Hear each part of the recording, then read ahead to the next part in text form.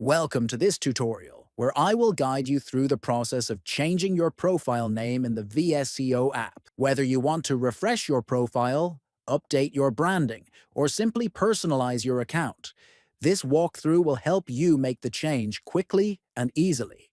First, open the VSCO app on your phone. Next, tap on the profile icon located at the bottom. Then, at the top of the profile page, tap the Edit option to access your profile settings.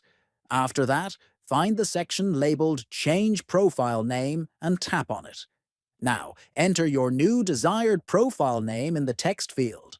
Once you have typed in the name, tap Change Name Profile to confirm your update.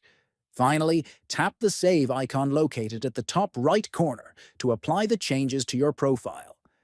By following these simple steps, you can easily update your VSCO profile name to better reflect your style or identity.